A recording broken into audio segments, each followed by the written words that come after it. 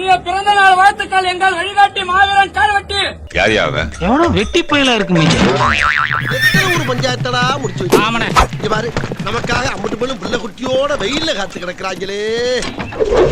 காரவெட்டின் கருப்பு சூரியனே இல்லாமல் இரண்டு கிடைக்கிறது. மண்ணனை வாங்கி ஊத்துறா மங்கி. எழுந்து மீண்டும் வா, எழுந்து மீண்டும் வா, எழுந்து மீண்டும் வா. எழுந்து வான்னு சொல்லிட்டு கல்லறை கிட்ட பேசிட்டு இருக்காங்க சிலைக்கு முன்னாடி. முட்டா பயில சார், அவங்க எல்லாம் அறிவியட்ட பயில சார். மீண்டும் வா, மீண்டும் வா, எங்கள் மாவீரா, எங்கள் மாவீரா. இப்படி ஏத்தி விட்டு கடைசியில என்ன செருப்படி வாங்க வச்சீங்க. போய் வேற இடத்துல வேலை பாரு. நீ இல்லாம பெண்களுக்கு பாதுகாப்பு கிடையாது. யார சொல்றான்? நீ இருந்திருந்தால் புடிங்கிருப்ப போட எவனுமே பெண்ணை தொட முடியாது. Meanwhile,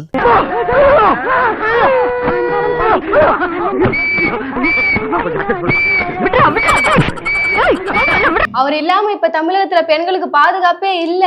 நீ ஏஞ்சு வா, உன்னால்தான் பாதுகாப்பு தர முடியும். என்ன மாதிரி பாதுகாப்பு? பெண்கள் பாதுகாப்புனா ஒரு பெண் நடு சாமர்த்தியம் நடந்து போகும்போது கைத்துல இருக்கிற செயின் அர்த்தம் போறாங்களா, தாலி அர்த்தம் ஒரு அதுக்கு அதை எதிர்த்து பேசினாங்களா? இல்ல பேசல. எவனாவது வேற ஆளு எங்க ஆளுல கல்யாணம் பண்ணானா அவனை கொள்ளுங்க. அதுதான் எங்களோட ஒரே கொள்கை. சமையல் ஒரு சபதம். இனி நம்ம வீட்டு பெண்களை எவன் கை வச்சாலும் முதல் வெட்டு.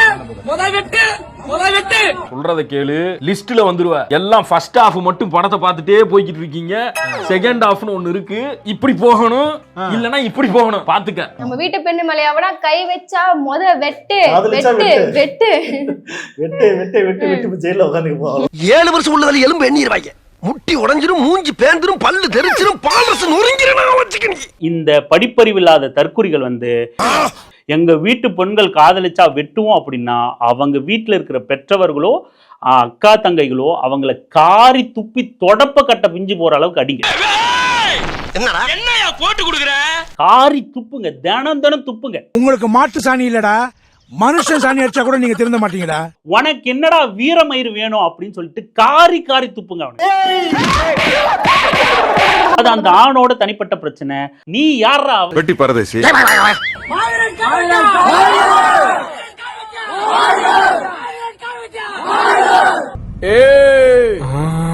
இந்த மாதிரி சும்மா கத்தின ஊத்திடுவேன். உனக்கு ஒரு காசு சம்பாதிக்க துப்பு இல்ல. ஒரு செருப்ப வாயில கவ்வ கொடுத்துக்கிட்டு இன்னொரு செருப்ப சாணியில முக்கி எடுத்து உச்சாந்தல நச்சுன்னு அடிச்சாலும் சரி, கடைசி வரைக்கும் வேலை வெட்டிக்கு போகாமே நாம வாழ்ந்து காட்டணும். படிக்க துப்பு இல்ல, படிப்பறிவு இல்ல, தொழில் பண்ண முடியல, 4 பேர் மாதிரி நல்ல ஆடை உடுத்த துப்பு இல்ல, காட்டு மிராண்டியா வாழ்ந்துகிட்டு இருக்க. நீ கேட்ட ஒவ்வொரு கேள்வி என்ன செருப்பால அடிச்ச மாதிரி இருக்குடா. மாதிரி இல்ல, உண்மையிலே செருப்பால தான் அடிச்சேன். சமாதி மேல சத்தியம். இனி நம்ம வீட்டு பெண்களை எவன் கை வச்சாலும் முதல் வெட்டு. ஏதாவது ஒண்ணுன்னா உள்ள புந்து அடிப்போம்ல. எந்த பெண்ணாவது இது வரைக்கும் எங்க வீட்டுல என் தம்பியோ அண்ணனோ காதலிச்சா வெட்டுவன்னு சொல்லிருக்காங்களா? மானுங்கிறது என் உடம்புலயும் நான் போடுற ட்ரெஸ்லயும் இல்ல, நான் வாழ்ற வாழ்க்கையில தான் இருக்கு. சமாதியில அடிச்சு சத்தியம் பண்ணி உறுதிமொழி ஏத்துக்கிட்ட அந்த இளைஞன் பார்வையில பாதிக்கப்படுறது யாரா இருக்காங்க அப்படின்னா காதலிப்பவர்கள் பாதிக்கப்படுபவர்களாக அந்த இளைஞனுக்கு திணிக்கப்பட்டிருக்கு. இதுக்கெல்லாம் யாரு காரணம் தெரியுமா? நம்ம ஜாதி விட்டு போயிட்டா போது நம்மளோட மானம் போச்சு, கௌரவம் போச்சு, குடும்பம் போச்சு. அந்த பொண்ணை வெட்டி சாவடுறா, கொல்றா. அவ்வளவுதான், லவ் பண்றாங்க. நம்ம வேற ஆள என்ன பண்றது? நீ என்னமோ இந்த கம்யூனிட்டி ரெப்ரசன்டேட்டிவ் மாதிரி போட்டு ஏன்டா ஏத்தி விட்டுருக்கா? இததான் காடு வெட்டி குரு சொல்லியிருப்பார்னா, காடு வெட்டி குருவே புரிதலற்ற நபர், வெளி உலகம் தெரியாத நபர், சுத்தமா படிப்பறிவில்லாத நபரா தான். குறைச்சு பேசாதீங்கண்ணே, நானு எஜுகேட்டட் ஃபேமிலி. பெண்கள் பாதிக்கப்படுறாங்க, பெண்கள் பாதுகாப்பற்ற சூழல்ல வைக்கப்படுறாங்க. காதலிக்கிற பெண்கள் எப்படி பாதுகாப்பற்றவர்களாக கருதப்படுவார்கள்? பெண்கள் காதலிச்சு போக கூடாது. ஏண்டா ஒரு பெண் 18 வயசு ஆனாவே அது மேஜர். அவளுக்கான முடிவு, அவளுக்கான வாழ்க்கை தேர்ந்தெடுக்கணும் எல்லா உரிமையும் இருக்கு. இட்ஸ் லா. அந்த லா சொல்லுது. அதன் பிறகு ஒரு பொண்ணு படிச்சு காதலிச்சா என்ன தப்பு? நமக்குன்னு ஒரு கௌரவம் இருக்குல்ல, எங்க இருக்குது? நீங்க தான்டா சொல்லிட்டே தெரியுங்க. அது அந்த இளைஞர்களோட யுவதிகளோட தனித்த வாழ்வு. நீ யார்? புறம்போக்கு. ஜெனரலா கேட்கல. சுத்தமா மழுங்கடிக்கப்பட்ட, மூளை சலவை செய்யப்பட்ட, வெறியேறி போன வெறி பிடித்த மிருகங்களா இந்த இளைஞர்கள் மாற்றப்பட்டிருக்காங்க. அடுத்த ஜெனரேஷன் உருவாக்கணும். நீ தான் தரித்தினியமா போயிட்டா, அவங்களே சுட்டு தொலையா உருட்டுவாங்க. அது நடக்க கூடாது. அப்ப இங்க இருக்க ராமதாஸ் ஐயர் போன்ற ஆட்கள்லாம் பார்த்தனா நம்மளாம் யாரு? ஏன்னா நம்ம ஆண்ட பரம்பரைடா. உங்க தெருவில் இருக்கிறவங்களுக்கு சொல்லி புரிய வை. சரி சரி ரேஷன் கடை 3 நாள் மூடிடுவான், நான் வரம்பா. அந்த சாதி ஓட்டு வாங்குறதுக்காக சாதி வெறி தூண்டுதுமா? ஏன்டா 200 ரூபா பேண்ட்டை போட்டுன்னு 100 ரூபாய் சட்டை போட்டுன்னு வந்து ஏன் வீட்டு பொண்ணு வந்து நீ வந்து பண்றீங்கடா? நாமளே 4 எழுத்து படிக்காம வீட்டுக்குள்ள கூம்படியா கிடக்குறோம்னு நினைச்சு பிள்ளைகளை படிக்க அனுப்புனா இவங்க 400 ரூபா சீன்ஸையும் 200 ரூபா பனியனையும் போட்டுக்கிட்டு பிள்ளைகளை ரோட்ல நடமாட விட மாட்டேங்கிறானுங்க. ஒரு பெண்ணை வச்சுதான் முழுக்க இவங்க வந்து சாதி அரசியல் பண்ணாங்க.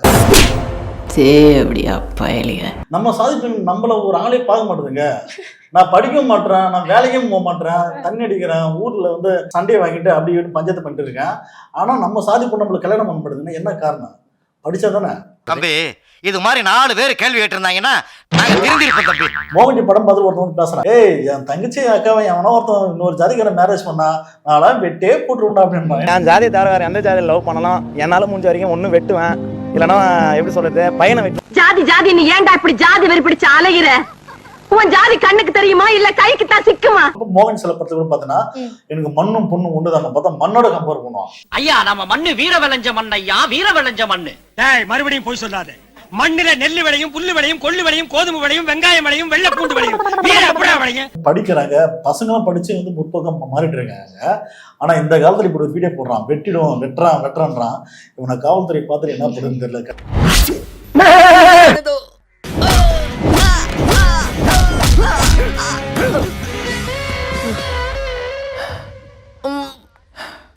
கண்டிப்பா இவனை உள்ள வைக்கணும். ஏன்னா இவனை போன்ற ஆட்களால இன்னும் சில அப்பாவிகளை வந்து ஏமாத்தி தூண்டி விட்டு சாதி வெறி தூண்டி விட்டு பேச விட்டு அறியாமல போய் கொலையை பண்ணிட்டு ஜெயில உட்காந்துரும், லைஃப் போயிடும், அவ்வளவுதான்.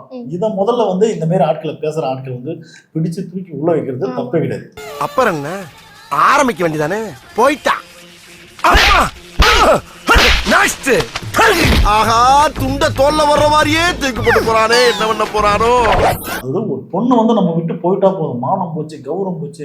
அவதான் தோட மானம் கௌரவம் பார்க்காத ஒண்ணு, கண்ணுல பார்க்காத ஒண்ணு. ஆனா இவங்க வந்து இயற்கையாவே அதை நினைச்சாங்கன்னா அது ஒட்டுமொத்த குடும்ப கௌரவம் தான் பெண்கள் மீதுதான். பண்பாடை காப்பாத்துறேன், கலாச்சாரத்தை காப்பாத்துறேன், நம்மளை காட்டு முறாட்டியா மாத்துறானுங்க. பண்பாடை காப்பாத்துறேன், இவனுங்க பண்ற எல்லா அயோக்கியத்தனத்திலையும் நமக்கும் பங்கு இருக்கு. இவனுங்க மாதிரி ஆளுங்க பின்னாடி நிக்காம இருந்தாலே போதும், இந்த குரங்கு கூட்டம் தானா அழிஞ்சிரும். இவனுங்க அதெல்லாம் வீரம் நினைச்சுக்கிட்டு இருக்கானுங்க. இவனுக்கு திருந்த வாய்ப்பே இல்ல. இந்த நாயகி இப்ப திருந்தவே திருந்தாது. நீ போய் வேலைய பாரு. இவன் இந்த மாதிரி ஆட்கள் இன்னமும் உங்க குடும்பங்கள்ல தொடர்ந்துகிட்டு இருக்காங்கன்னா இன்னும் வீரியமா காரி துப்புங்க. நீங்க காரி துப்புறதுல உங்க எச்சில்ல அவங்களோட ஆணவம் கருகி போகட்டும். சிங்கமடி ஆம்பளை சிங்கம். பயம் அத கொடுத்தது யாரு? நாங்க. ஆனா எங்களுக்கு பயம் தான். டேட் ஹவுஸ்ல போடா சுற்ற போறாங்க. ஐயா விஜய் வந்து தொடர்ச்சியாக அதிமுகவை ஊழல் சக்தி அடிமைப்படுத்துகிறாருன்னு சொல்றாரு. எடுத்துக்கிறாரு. ஏங்க அவரு வெளியில வந்து பொது வெளியில வந்து பார்த்தா தானே தெரியும். இன்சல்ட்டிங். பொது வெளியிலே வரல. ஒரு சம்பவம் நடந்து போச்சு. அந்த சம்பவத்தொட்டி 72 நாட்கள் ஒரு கட்சி தலைவரே வெளியே வரல. நாட்டுல என்ன நடக்குதுன்னு தெரியல. எந்தெந்த கட்சியோட கூட்டணி இருக்குன்னு தெரியல. எந்த கட்சி தேர்தலில் தலைமை தாங்கன்னு தெரியல. அதை வச்சே நாங்க என்ன செய்யறோம்? அவருக்கு ஒண்ணுமே தெரியாத போது எங்களை கேள்வி கேட்டா அவர்கிட்ட போய் கேள்வி கேளுங்க. அவர் கேள்விக்கு பதில் சொல்லுங்க மாமா. நீங்க என்ன சார் சேஞ்ச் பண்ணணும்னு நினைப்பீங்க? நான் சொன்னா நீங்க போடுவீங்களான்னு தெரியல, ஆனா சொல்லிடுறேன். 2014 போய் பிரைம் மினிஸ்டர் சேஞ்ச் பண்ணுவேன்.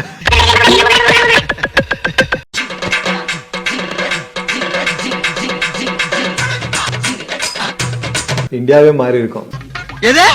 The amount of hatred we see today ரொம்ப டேஞ்சரஸா இருக்கு. இது மாத்துறதுக்கு decades ஆயிடும். இது இப்படியே போயிட்டு இருந்ததுன்னா very dangerous people. அண்ணே உடனே தானே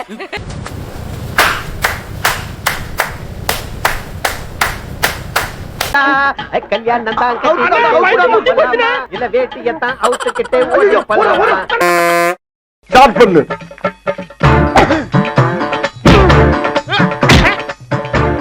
இங்கிட்டு வா. அப்படியா படைக்கல மண்டல மட்டும் அடிச்சிடாத, குலக்கேசல் உள்ள போயிருவேன். சரியா? உங்க வீட்டு பிள்ளையா நினைச்சு எல்லாரும் என்னை மன்னிச்சிருக்க.